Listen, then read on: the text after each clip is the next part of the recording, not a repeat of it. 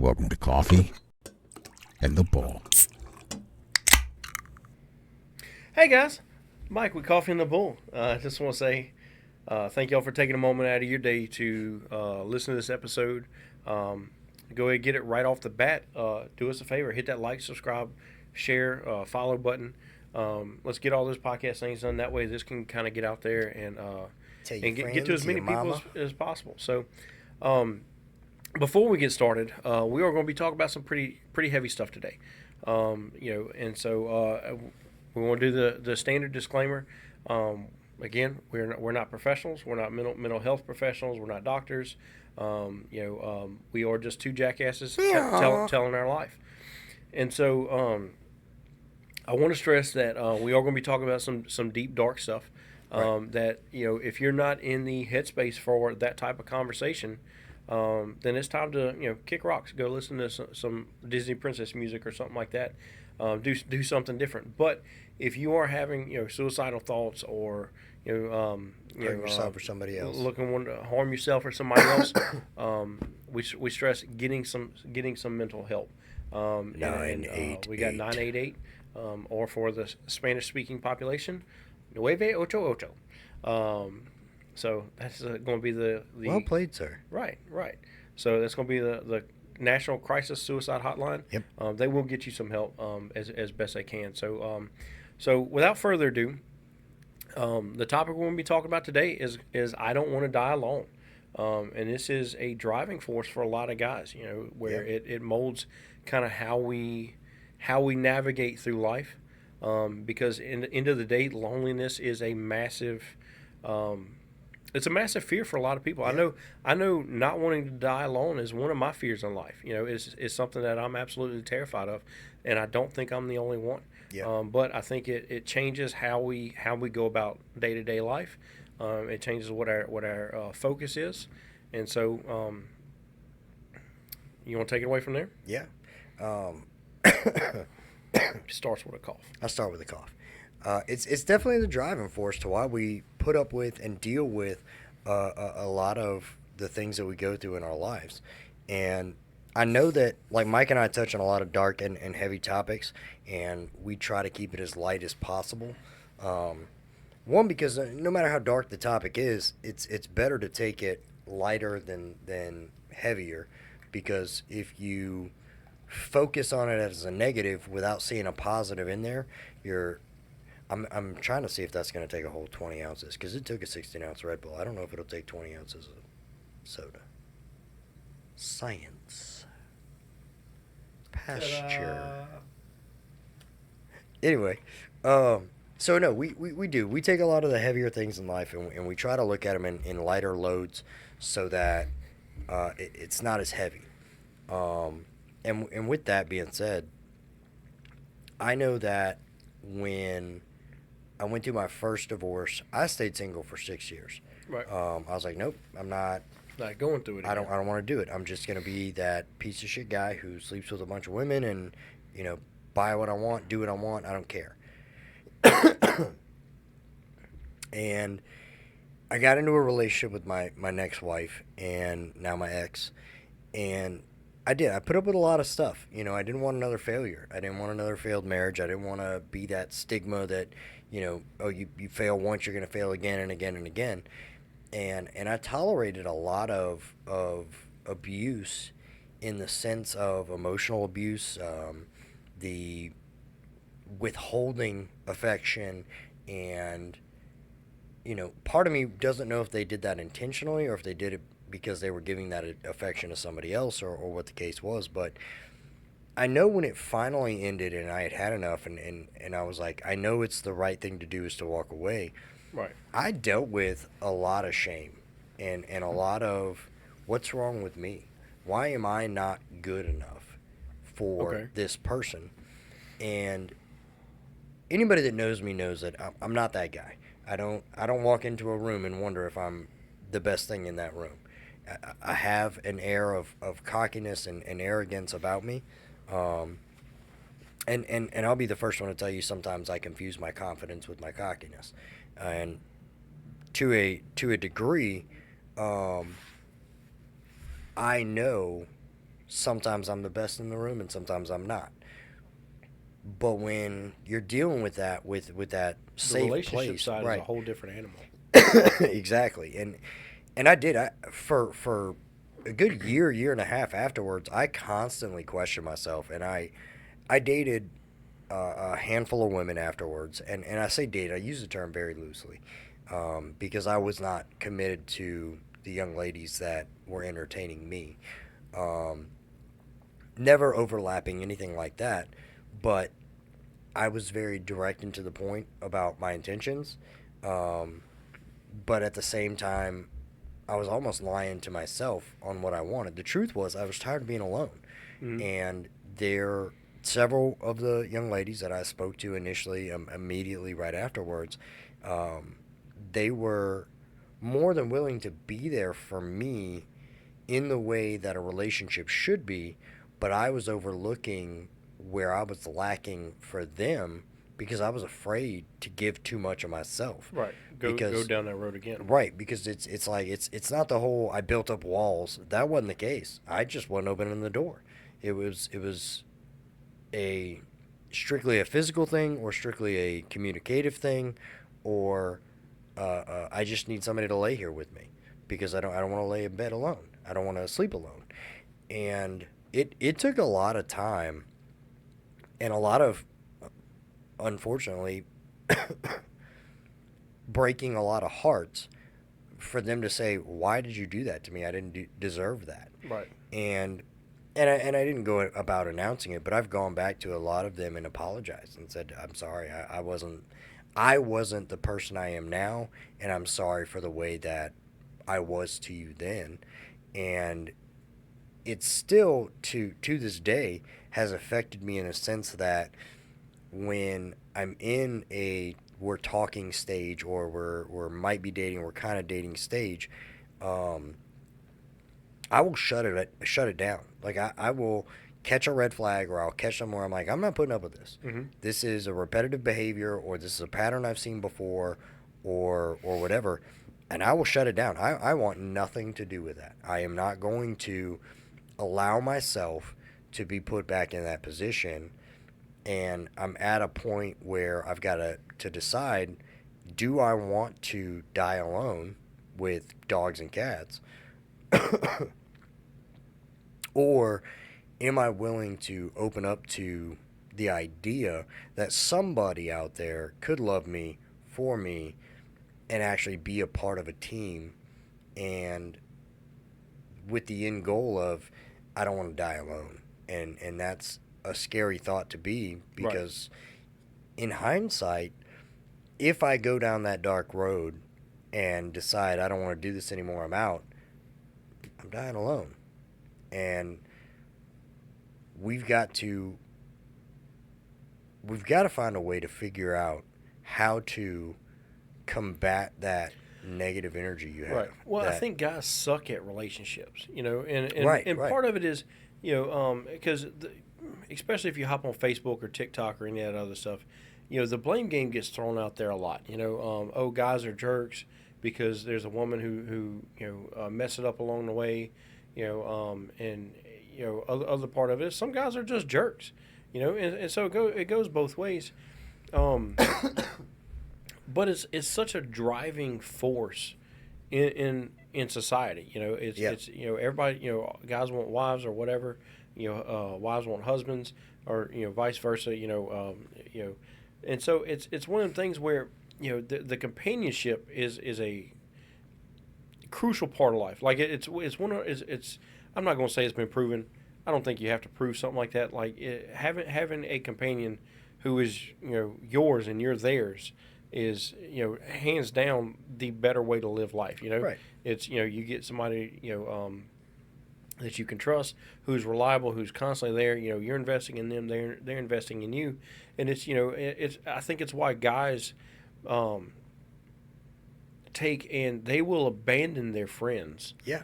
for a girl. I had friends in high school to the moment I had a girlfriend, and then I didn't give a crap what they were doing. Right. I knew what I was doing, and it was whatever she was doing. Right. And so it's one of the things where as a guy we will go head over heels over a girl. Whether it be in high school or whether moving on into college or even after that. You could have Friday night poker night with the boys until you start dating a female, and then and then all of a sudden, Right. hey, My wife says he's we not got here plans again. Friday night. Right. And so Going it's to Yankee Candle. right, and so it's one of them things where it's a crucial part of life, and so many mistakes happen. Right. Focusing on that. Well, I think one of the big things we get hung up on is they say that you need the 3 F's. That's all a man needs. We're realizing that's bullshit. Mm-hmm. It's not just sex, food, and money. Mm-hmm. Sure, those are our main driving forces, but we're starting to realize that there's more to men than that. There's an open communication, and that's what I think I can tell you right now, if food was a driving force for me to be with my wife, we wouldn't have got together. No. Because we were married for 5 years, and I don't think she cooked 5 times. And I can tell you, of those 5 times, if she cooked 5 times, not the first one involved not using a microwave. Right. And so, I've had her baking, though. She'll bake a cake point. in a heartbeat, or cookies in a heartbeat. But she was not. If the way to a man's stomach or the way to a man's heart was through his stomach, she was missing that one. Right. All day. She's not a cook. Right. And I love her to death, but she just wasn't there. So right. Yeah, there's other aspects that you look right. for. And I think one of the things that we're missing in the dating world, and so there was a TV show, I can't remember the name of it. Basically, the guy walks in, he proposes to this woman that they get married, move somewhere, and it's like a negotiation back and forth. And honestly, I feel like that's the best way in today's dating society, and Mike's out of the game. He doesn't know what I'm talking about. But right. If you could build that basic communication and just be direct, I feel like we could build a better relationship with another person. I think the directness would be helpful. Right. Because unfortunately, too many people play too many games. Exactly. But exactly. I don't think viewing companionship as a business relationship is the way to go. And unfortunately, that's the way it's heading. Because you've got a lot of, if you turn on TikTok, there's a bunch of content regarding guys who are just like, hey, I'm not getting married. There's no financial benefit for me to get married. Right. And a lot of it makes sense. Yeah. But at the same time, I look at and so I don't envy somebody in the dating pool right now. No. Whether it be somebody in their 20s or all the way up to their 50s, I'm not envious of that. And the reason I'm not envious of that is because there's so many different factors that come in. You gotta look at hey, do they have baggage? Honestly, most people will. Do they have kids? How's that relationship going? What's the relationship with their ex like? And everything else, I'm like, I'm not envious of that at all. Right. Like I see some guys my age or older, who are dating the 20-year-olds or whatever. Now they're making TikTok videos and stuff, and they're like, doing different dances and all this other stuff. I'm like, I'm so glad I third missed hip that. replacement. Get out of here. But it's one of the things where the companionship aspect of relationships, I think, is being lost. Right. And it's being replaced with, hey, what can you financially bring to the table? Or, right. Hey, if I've got a good job but you got a house, we can meet in the middle type thing. And I don't think that's what helps out. I think that's why you see so many failed relationships even after that. And you see people who are just downright malicious to each other. Yeah. And I think being distracted in fear of loneliness is what is causing people to jump the gun and not look for the right person or not take the time. The good qualities. It's trying to, but I think social media is kind of added to that where everything's instantaneous now. You put something on Facebook and immediately somebody's commenting on it or something like that, and so there's a lot of like instant gratification that you get, and so we try to take that into the companionship world. And you can't do that, Right. It takes years to honestly learn somebody's character, and that's Yeah. Well, I mean, look at our grandparents. They met, and 30 days later they were married, and 60, 70 years later they're dying together. But it's because they went through so many struggles that we'll never have to go through. Mm-hmm. The depression and things like that. and the only people they had to rely on Was each other. Right. And now you don't have that. Now I can have 8 different messaging platforms. There's 900 different dating apps and everything else. So it's so easy to be like, okay, I'm not getting this from this person. I'll just get onto this app and I'll get onto from this person. And we're so beyond the point of being satisfied with what's at home that we lose sight of it. That you go searching for what you're missing rather than applying that effort to what you have. Right. And sometimes it takes a critical incident for things in your life to take a perspective to where you can make those adjustments. Like my incident. it opened my eyes and it made me go, I'm not happy with this. Right. This is not where I want to be. This isn't the person that I want to spend the rest of my life with, and I would rather die alone than spend the rest of my time with this person. Okay.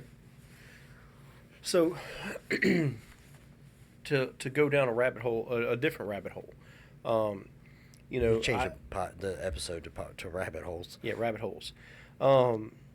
So, I think it's pretty unanimous to say that, you know, nobody really wants to die alone. You Right. know? And that's why, because like my wife's grandpa, I don't even know how old he was. I know he was in the Vietnam War. So, Right. you know, you're not talking about a young guy. 89. And he is currently dating somebody from Vietnam. You know, and it's like, bro, like, so it's one of them things, and I don't it could be a good relationship, it could not be. I don't know. I don't talk to her. But it's one of them things where this is and I want to say he was married to her grandma for, if I guess 30, 40 years maybe. I may be wrong on that. You know, I'm sure the family will be like, "Oh, you don't care, you don't know the statute or the statistics." The statute. The statute. But it's one of the things where, you know, from the teenager who's hitting puberty and all of a sudden discovering girls for the first time, all the way up to a guy who's in his 70s or 80s, you know, it's companionship is a driving force. And so I would venture to say that it's fair that it's a common fear for people not to want to die alone. Right. You know, and so for me, it brings up what causes people in the, you know, who decide, hey, I'm done. You know, to take that moment where they choose to be alone in that final moment. You know, because not once have I responded to an incident like that, and that person be surrounded by family. Right. You know, or it's typically, you know, somebody come home from work and they found it, you know, and so it's one of those things where it's like, I don't know what happens, what causes somebody to change, you know, their mindset there, you know, is it because they felt abandoned or they didn't feel alone? Well, think about it in the realm of, look at husbands, right? So my dad, his dad is from Pennsylvania, his mom's from California.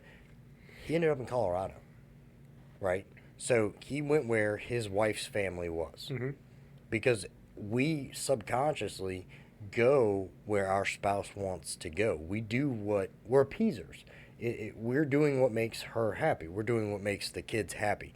And when we get to that point where we're at the bottom, the family's not around. Right. Now you're fortunate. Your family's here in Louisiana, you know, and kind of around where you're at. But your neighbors are all your wife's family. I'm looking at even past that. You know, how many times have we responded to calls where it's, you know, somebody who, you know, their family's right up the road, you know, or, you know, they're living, and it seems like, you know, they were in a good relationship, Right. And all of a sudden, you know, turmoil takes place because a decision was made that can't be reversed. Right. You know, and so that's what it's one of the things where I'm captivated by that thought process. Why did they go to see that way? why somebody goes down that road, because you're facing your fear, for lack of a better term. You know, Right. you're kind of calling this bluff and saying, hey, at this point of my life, I don't care that I'm alone. and I don't know how you get to that mindset. Not saying I've never been there, Right. but No clue how I got there. no clue how I got there. Right. And that's where, I think we've got a lot of people who are treading that road, Right. who are walking down it, and some of it may be, hey, they've been alone for so long and they don't see that ending. They don't see an end for that in sight. And so, are they looking at possibly, making a life altering decision? I think that the reality is that we seclude ourselves as men from the outside world for fear of persecution. Right. That's the reality of it. I love you to death, but I don't tell you every intimate, sad, Right. Detail that makes me feel like a pathetic loser. I don't give you that. I don't give that to anybody, because that's a level of vulnerability that I don't ever want the world to see. Because as much as I hate the expression, we have a persona. We have the at-home guy. We have the alone with our wife guy. We have the at-work guy. We have the I'm just walking through Walmart guy. We have different masks that we put on as we go on our day-to-day life. And some people may disagree with me on this, but the guy that I am at work is not the same guy that is with his kids. Right. Can't be. You have to be two different people. The guy that's laying in bed with his wife and he's having an intimate moment. I'm not speaking sexually. I'm speaking intimately, and telling her the reasons he loves her and why he likes her and things like that. That guy's not coming to work. Right. Because if I go to work and I tell you all the reasons that I think you're an awesome best friend, everybody at work's gonna be like, well, look at those boyfriends, and they do, and we've never done anything like that, but it's Not yet. I mean, I could try it. We can see how it goes. No. Little science experiment. But we have a facade. We have a mask up. And in reality, when it comes time to our darkest thoughts, we're alone. Right. When we get... I think even if somebody's there. Yeah. I mean, we've had that discussion where you're in a room full of people and you realize in your brain you don't see anybody else. It's just you standing there. And we get into that mindset why we don't talk to people, because we think, you don't know what I'm going through. You can't understand my pain and my struggle. Like, I'm the only guy whose wife has ever cheated on him. I'm the only guy who's ever gotten, hurt at work or felt inadequate as a dad or whatever. And the reality is you're not alone. There's nothing that you're going to experience in life that somebody else has not experienced to a degree. Obviously, there's some shit. Details might change. Right. Right. But the path you're on, and I saw this the other day, and it says, somebody asked, why do I always take the hard road?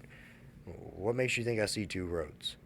Well, the reality is sometimes we close our eyes to that second road because we're not willing to accept the fact that if we open up just a little bit, somebody else might have been in that road. Right. I don't ever want you to go through a divorce, but I know that if it ever happened, I know you'd call me and you'd say, hey, you've been through this. How do we get through this? What do I do next? What's my step? And it's where we as men, we're not taking the advice of the ancestors, if you will. The Indians, they passed their stories down through generations and generations and generations. They would have the smoke sessions when they would go into the wigwam and they'd smoke the peyote. That was all of the men getting together and discussing and talking about issues, and we don't do that anymore. Right. When you get a circle of guys together, we are making fun of everybody. Well, and that's so it's I know, and that's what also fascinates me about the whole reaching that decision is. I don't think it's that feelings were hurt, and Right. so and the reason I say that I know that my friends have said some of the most ruthless things to me that's ever been said to anybody. Yeah. For example, like you joking around, you told me I looked like the Grinch that ate Christmas because I was so fat, and so it's like, okay, I get you, I like, hey, by all means, you got me, but we roast each other day in and day out, like Right. like we're cooking chicken. What are you doing? You got a fuzz on your shoe and it's Oh, bothering the shit. out of me. So we roast each other ruthlessly, Yeah. and we don't even think about, like, it doesn't hurt our feelings. Right. We just roll with it, and so it's you get a bunch of guys together, and that's what we're doing. Where did that come from? Right. And that's you have such an increase in people committing, or making that final decision, saying, "Hey, I'm done." I don't remember it always being like that. I don't remember, Right. my dad never told me, "Hey, as I was growing up, that he had friends doing it," but yet, in the last 5 years, I've had several friends do it. Right. And so it's one of the things where, is there a disconnect, or is this a societal change that we're not aware of, or has it been a constant? I don't know. My question is, why do we accept it from our friends but no one else? And here's what do you I mean? mean. So I will make jokes all day at you, and you vice versa. Mm-hmm. We'll go back and forth, and I always laugh because I feel bad for the guy that steps in between us, because that dude's getting roasted like Right. both sides of his self is getting roasted. God help the guy that doesn't know any of us, because the minute he pops off with something, we're all like, all of a sudden we're band of brothers, and we're fighting to the Right. death, because who the fuck are you to make a joke like that? Sorry, Mike's mom, I said the F word. But we accept it from certain people, we don't accept it from somebody else. I think it's because there's that relationship there. Right. Because So- I can tell you something, and I can say it in anger, because I Yeah. know I've said it in anger Oh, to you 100% to before. me, yes. But you accept it or we accept it because, hey, there's a relationship there, and you understand that the reason I'm going that route Right. is for mutual benefit, but we stop it at us roasting Right. each other, or to be more productive at work, or Right. no, and I was thinking about this the other day. There was actually a day you were going through something, and it had nothing to do with me. for once. Right. Shut up. You were going through something, and we had briefly talked. I mean, it was a brief conversation, and you just kind of hung up, and I was like, man, Mike's really going through something. But it wasn't but like 2 minutes later, you call back and go, hey, man, I'm sorry. I'm not trying to blow you off. I'm not trying to be a dick. I got something else going on that's bothering me and whatever. And that was, for me, my first experience with a healthy relationship. As a friend, that you not only realize that there was a moment where you're mad at something else and you kind of took it out on me. I wasn't bothered by it. Like, I was just like, Mike's going through some shit. I'm going to let it ride off my back because, it's Right. not me. I know he's not mad at me. I've done nothing to make him mad at me for. And so it makes me wonder why we're willing to tolerate it here. Like, I don't think we've ever had this experience, but I know with other friends, we've had pulled to the side and be like, hey, I don't like that shit. Don't do that. Or that's not funny. We don't joke about that. And that's it. It's where it goes. There's no more discussing it. We don't Mm-hmm. have to talk about it anymore. One of the guys, I'm not going to say his name, but his mom had passed away. And so I'm pretty good with mom jokes. My mom passed away a while ago, and I don't let it affect me anymore. And he pulled me aside and was like, hey, man, my mom just passed. I'm not really comfortable with that. And granted, my reaction was, well, you're not the first one whose mom died. Take a lap. But that was the end of the conversation. There was no more, I don't make jokes about his mom. Mm-hmm. I let it go because it's a spot for him. Why, as men, are we okay and comfortable pulling a friend to the side and being like, hey, bro, I don't like that. But you're not willing to do it with your spouse. You're not willing to take your spouse to the side and be like, hey, I really don't like when you do that. Well, so I don't know how your spouses were, but my wife doesn't have a problem telling me that at all. Right. Like, she's like, hey, I don't like you leaving your socks in the living room But do floor. I you don't do like the same you. thing to her? No, because I don't want an argument to start. Exactly. You see my point? No, I'm not. I can't agree with you. She's going to listen to this at some point. No, I get what you're saying, but I think we could also look at it from the standpoint that, hey, I'm willing to take, hey, I don't want to talk about that, or this is an issue for me, but we don't go deeper than that. Right. Like it's like touching on the side of, hey, this is something I have a problem with, but we don't go deeper than that to say, Right. hey, what else is going on, and or there's is there some other contributing factor to why this something, and obviously the death of a mom is a severe thing, but sometimes it's not that intense. Sometimes it's something they're just not comfortable with, and that's fine. I don't have a problem with people not being comfortable. Then. What would your response be? To what? Let's just hypothetical situation. If I were to come up to you and say, this girl that I'm talking to, it's going really good and I like it, and then 2 days later I come up and hey, what's wrong? And it didn't work out. What's your response? I'd want to know why or what happened. Right. So I think that's where we differ as men, right? Because we're going to ask why, and we're going to get to the gist of it. But what's your solution? You're asking the wrong person. I don't date, so. Right. Exactly. And so like that's kind of where I'm going at. We as men, we don't normalize it. We don't have the what's going on, what's wrong conversations because we don't know how to handle that shit. You know what I mean? We don't have that conversation because that's not our forte. You want me to tell you what's wrong with your side by side? You want me to come over and help you with your brake lines? I got that all day. Right. But when it comes to relationship issues, right, we sit there and we don't talk right. about it. It doesn't even have to be a relationship based thing. You could come to me and tell me my great grandpappy died, and I'm only using that expression because I know they're already dead. But you be like they passed away. I'm gonna punch you in the shoulder and be like, sorry about your loss, sport. And like, what do I say in that moment? We as first responders, we go to these calls and we've got to have an empathetic shoulder. When in reality, the best we can do is hold you over until we can get you to somebody better trained to handle it than us. But we don't apply that to ourselves. We can walk into a situation, we can look at a situation and see an individual struggling, and we know the best thing for them is to take a ride in an ambulance, go to a hospital, and see a person who's experienced and trained to deal with that situation and trauma they're going through. When we're in that same boat, we don't recognize it. We don't recognize it. We don't identify it. We already know what's going to happen because I can tell you right now. I knew the day that and don't get a fat head. The day you saved my life, I know that if I had called for help or if I'd asked for help, that I would have lost my kids, I would have lost my job, I would have been on an admin leave. I would have been ridiculed and criticized for being a weak individual or not having, the intestinal fortitude to just keep moving.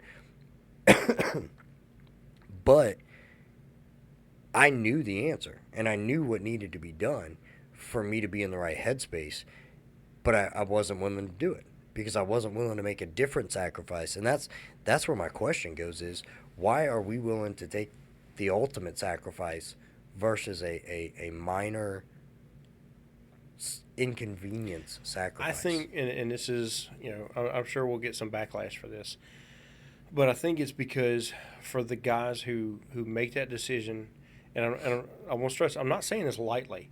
Like, we share some of the friends who have made that decision. Yeah. And so it's not something that I'm just speculating on, but I think it's because once that decision's made and the action's taken,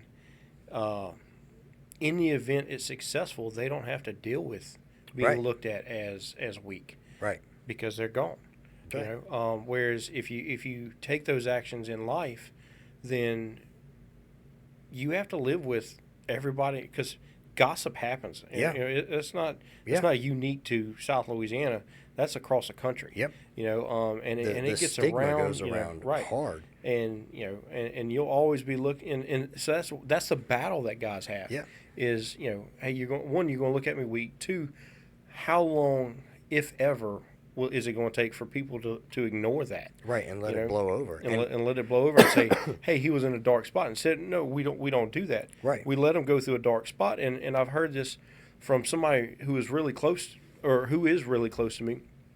A friend of his son was having thoughts, and he had to go to the. He called the VA suicide hotline, and they got him some help. And his response was, I mean, he's got to figure out. He's got to work through this. Okay, well, why are we leaving him to do that alone? Right. Why are we taking and not finding a way? Hey, what do we need to do to keep him from going down that road? And what he's got a lot of stuff at home that was causing him issues, and luckily he hasn't taken action, and done and gone down that road, but that the mental battle is the one that we fight by ourselves. We especially in our line of work, man. You hear it all. Hey, I got you 6. I'm phone call away and all this other stuff. And if I know that if I'm getting, for lack of a better term, skull dragged in the middle of the street while I'm working because somebody's high on what PCP or whatever. Right. I know that every cop with a heartbeat in the area that's worth their salt is coming. You got some that's going to wait, but for the most part, everybody and their mom is coming. Oh yeah. And so I know that that's what happens when if I'm having a battle, physical battle. Right. But if we take and, hey man, I'm having some dark thoughts, and that's all. You don't even have to go specific. Right. I'm having some dark thoughts, or I'm having some nightmares, or whatever. All of a sudden, it's you call and they forward your call to voicemail because they're not ready to deal with that. Right. But I think a lot of times we do that because we got the same things going on, and we can't take, we haven't processed our own trauma, so we can't take on somebody else's trauma, and that's where. The answer I hate the most to that is when you tell somebody that or that gets brought up and everybody says the same shit. They go, well, if you do it, that's selfish, and think about everybody else. Like you're leaving, sure, you don't have to deal with the problem, but now look at everybody else has to deal with the problem. You just made that person feel like the biggest piece of shit ever because you were like, okay, so even if I die, I'm a problem. Right. Even if I die, I'm more of a burden than if I stayed and figured it out and worked on it myself. And you get to a belittlement. You make them feel worse than they already do. And so for me, it's like we don't normalize that conversation, and I don't. Again, I try my best on some of these certain situations not to say names, but I had a friend recently when we were working at the other agency. He was not law enforcement, he was a military friend, and it was probably 10 o'clock at night, maybe 11 o'clock at night, and he had messaged me basically thanking me for being his friend and that he was in a dark spot. And it pissed me off so bad because he had shitty service. So we could only talk on Facebook on the phone, but through Facebook Messenger. And he wouldn't tell me where he was. And I knew what state he lived in. Right. But he wouldn't tell me where he was and everything else. So I shit you not. I got on Facebook and I found his child's most recent picture holding up a certificate for the elementary school that she went to. And I zoomed in on the elementary school so that I could find the city that he was in to call that local police department. And the first cop that I got on the phone, and I explained to him, I said, hey, I'm a veteran. I'm a police officer. I'm on duty right now. This is a really good friend of mine, and he's having, these thoughts. And that dude was a D-bag. He was like, well, there's nothing I can do for you. And I hung up the phone. So I called back, and this time I was a little bit more of an a-hole, and I asked for a veteran, another vet cop, one that had served in the military. And I got a veteran cop, and I explained the situation, and I was like, look, man, I've done everything. I've done my background. Like, this is his phone number. I was like, I can't ping him. I legally cannot ping him because he's not even in my state. Right. And he said, say no more. I got you. And within an hour, they had tracked him down, found him in the garage. He had the firearm. He was going to handle it. He had too much to drink to give himself the courage to handle it. And I remember maybe 2 days later, He sent me a message, and all he said was thank you. That was it. We didn't need to have a conversation. Right. There was, Right. no need to discuss or bring it up. And he's doing really well now. But all I could tell him was, please don't do this. Like, you have kids, you have a wife. Don't, like, we've got to come up with a more combative way of making that choice not a choice, because it's just not. Well, and I think that's where, if we can start processing, like we've talked about before, even small trauma is trauma. Right. If we can start processing that early on correctly, we might be able to eliminate some of the cumulative things that happen. Now, it's Right. still going to be an issue, and it'll always be an issue till the end of time, because unfortunately, government still wage wars, soldiers still have to go to battle, and there's no way to eliminate that, and the effects of that, like for your veteran friend, that's something that we can't stop. Right. But there's no support system there. No. You got organizations that they'll throw Ambien or something like that. Right, It'll help you right. sleep or whatever. Yeah, it also causes a million other issues. Right. And so if we could make it where it's like, hey, if you had a support system that says, it's okay to express what you've got going on, Right. and not be ostracized or not be critiqued on, Right. oh, you're handling this wrongly. Well, you don't know what else is going on there, Yeah. and so I think if we could normalize talking about things, and it's just not necessarily getting not necessarily always going to a psychiatrist. I believe they serve a purpose 100%. Yeah. The right ones the right one serve for a the right purpose. thing. Yeah. Is good. You have some, just like every other profession, some of them just aren't that good. So maybe if we stop looking at it as, I don't want to die alone, to just, I don't want to die. right. Like, And I think that would change the approach to this. Right. And try to eliminate, like, if we could just detour it somewhere before it gets to the end of the road. Right. Because then it's such a massive hurdle to overcome. Right. And when someone reaches a point where they're willing to end it, you can't convince them to not give up. They've Yeah. already given up. Yeah. And so you can't wait until the end. And hey, if you're having, like we've talked about, I know you hate it, but if it's, hey, if you're going through something, give me a call. Well, that person's already passed anything Right. you can do. Right. Short of a psychiatrist or a doctor, you're not going to get anything. But most of the time they don't reach out at that point. No, because they've already made Right. made their decision. and it's already been proven that 90% of what they thought were the indicators of those tendencies were bullshit. Right. Because I'm gonna tell you the right guy now, who's always angry. Let be angry. right? Or the guy that's giving away all of his high value possessions. No, they're not. No, they're not at all. They care less. 'Cause I'm dying. What do you care? Right. I don't care who gets my Right. truck. I don't care who gets my PlayStation. Please delete everything in my phone browser. But nope. It's a broken system, and we don't help each other. We don't. We don't go out of our way because we feel like we'll be ostracized, we'll be criticized, and I'm not knocking anybody whose preferences of life partners or whatever, but you're mimicked as being gay because you're caring about another man, Mm-hmm. and I'm not gay, but I could care less. I would rather you be alive to make the jokes than be dead and Right. I've got to go sit at your funeral, because number one, I don't do well at funerals, and number two, I don't want you to die. And we get so caught up in the masculine side of things that if you're a masculine man, you're toxic to women, and if you're not masculine because you're trying to show a sympathetic or feminine side, I don't know why they call it feminine, but now you're not man enough. And I know that we had a conversation about the coworker who had a mental health issue. He sought help. He went and got counseling. And I remember how angry you got. You sent the dude home. There was another officer who was making jokes about it, Mm-hmm. about that other deputy going and getting mental help.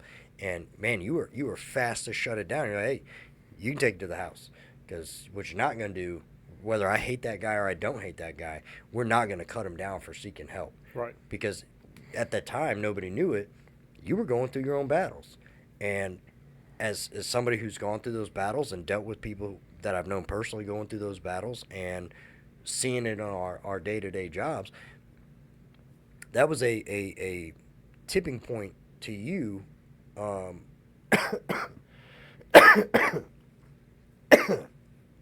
God. As far as the type of person that you were. Because you recognize that if we criticize somebody seeking help, they're not going to do it again. Right. And that's a big thing. We've got to drop that masculine standpoint that seeking help is weakness, because it's not. It's there's times you need help up, and there's nothing wrong with getting that help. Well, I had somebody explain to me, actually quite recently. He said it's okay to have a problem with what you're going through. Right. You know, it's okay to be at a spot where you're like, I don't have the answer. I don't like where I'm at. You know, I don't like what I've been through. It's okay to be in that spot. You know, and that's, you know, whether it be something that happened at work for us, Right. Whether it be something that happened early in life for somebody and they're revisiting it. It's okay to be like, hey, I don't like this. Yeah. You know, and it's okay to be that person who, you know, you got to step out and go into a hallway and cry, and you got one of your friends show up and say, hey, man, I got you. It's okay. You know, there's nothing wrong with that. But Right. but instead we take and, you know, there's such a history of making fun of people that, you know, it makes it where nobody wants to go get help. And then Right. and then we want to cry when we go to a funeral. Right. Well, that's not, you can't have it both ways. Exactly. You know, and so I think if we got to a point where we actually gave a shit about the people versus just talking about it, Right. then it would change the game completely. Right. You know, but too many times, you know, we want to do mouth service. You know, Right. You know, rather than choosing to be dedicated to somebody. You know, it's the same as you go get married and or you start a relationship. You can tell her you love her all day long, but if you ignore her, Right. If your actions aren't louder if than your actions aren't words. there, well, Right. if I say, hey man, I got you, you know, if you need anything, I'm here for you, but I never answer the phone, I never, you know, hey man, let's go fishing, let's catch up, let's, you know, or when we do catch up, if I'm not asking those questions, hey, where are you Right. at, and actually follow through with you know, My with claim. the actions that need to take place, Right. then hey, it's not there, you know. Instead, now you're an acquaintance, you're not a friend. Right. Your lip service. Right. That's all it is, and that's one of the things that's why I hate that post. That's why, because it's always after. It's never a before post, and you know, I understand the need to bring awareness to things, Mm-hmm. but like, okay, 22 push-up a day thing, great idea. Right. What the hell? The dead guy doesn't care that you do 22 push-ups. Right. And what the hell are you bringing awareness to? What is doing 22 push-ups a day?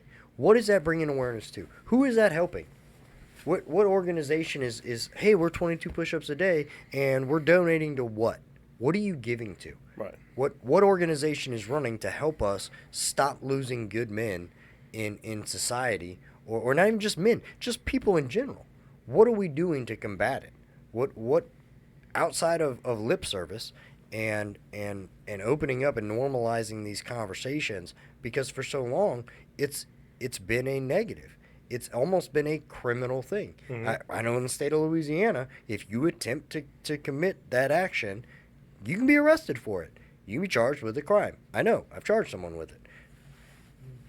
So, when do we decriminalize it and make it a regular, routine checkup type thing? If every year you can put your finger inside of me to make sure my prostate works, why can't every year you do a counseling or a sit down with somebody to check your mental health, Right. and evaluate you and see where you are? Why isn't that part of your regular routine physical? Right, 100%. Like, I'm not saying that every person in the world needs to sit down with a psychologist, you know, yearly or monthly or whatever, and hash out, you know, all these problems, because I'm a firm believer that some psychologists use that as a stepping tool or a gateway to get you into medications and other bullshit that you don't need. But we aren't normalizing it. And that's, again, our big push. Normalize these conversations. Have that moment. Obviously, if we're in a circle of guys, don't come up to me crying and talking about your problems. But you want to talk offline? Or, hey, can I talk to you later? I got you. I will sit there all day and I will talk to you and I will hash out your problems. I may not have your solutions. Okay, I can't tell you how to get out of $10,000 of debt. I can't tell you how to fix a cheating wife. I can't tell you that stuff. I'll be your ear all day. I'll listen to you. I'll call you tomorrow and make sure you're still good. You know, I'll bounce ideas off all day. I'll come up with dumb shit for us to do, you know, whether it's burning the grass in my yard or you know, whatever. But we got to normalize these conversations. We've got to normalize that not feeling okay is okay. Right. And telling somebody, I don't feel right. Not the, I'm sick and I got a cough. My head's not in the right spot. My chest feels like it's going to explode. Sometimes it's, I don't know what's going on. Right. That sometimes can be the driving force. Yeah. It's not, sometimes you don't have the answer. You're like, hey, something's not right. I don't know what it is. I don't, you know, you can ask, they can ask whatever question. You can't answer it. You know, you're just Right. like, I can't be, I don't know exactly what's going on. Right. But something's not right here. Yeah. And that's, again, that's not a problem, you know. And so. We'll fist bump our friends when we meet them. Why don't we hug our friends? Like, not, and I'm not being funny. I'm being serious. Why? Your friend's going through a hard time? Throw your arm around his shoulder. Right. Hey, man, I got you. I'm right here. You know, if you see the pictures of the battlefields, right? You see the wounded, you know, the wounded service members, right? Not wanting to be carried out on a stretcher. There's a famous first sergeant photograph, and he is shot to shit. And he's got two of his boys are carrying him out of that battlefield because he doesn't want his men to see him on a stretcher. He wants them to see him walk out of that battlefield. Why aren't we doing the same thing for mental health? Why are we not showing that as a sign of strength to say that I'm not my strongest right now? Right. And for lack of better terms, glamorizing and glorifying seeking mental health. There's a lieutenant colonel who would go weekly to a psychologist's office. And it was a big ordeal. Every Monday, it was scheduled. He was not doing anything during this time. And this time, he was going to see the mental health specialist. Lieutenant Colonel. He's in charge of, like, hundreds of men. And he would go every Monday, and it was well known throughout the base. His car was parked there. You knew where his car was. He went in. He'd sit with this psychologist. And one day, the soldier asked him, you know, sir, why do you come here, you know, make a big ordeal, blah, blah, you know, don't you think your men are going to see as a weakness? And he said, no, I want them to see that it's normal to have a problem and get help. Because if I'm willing to come here, they should be willing to come here. And that's what we need to start doing. Right. Normalize that behavior and getting other men. You don't have to see a psychologist. You just have to have a conversation.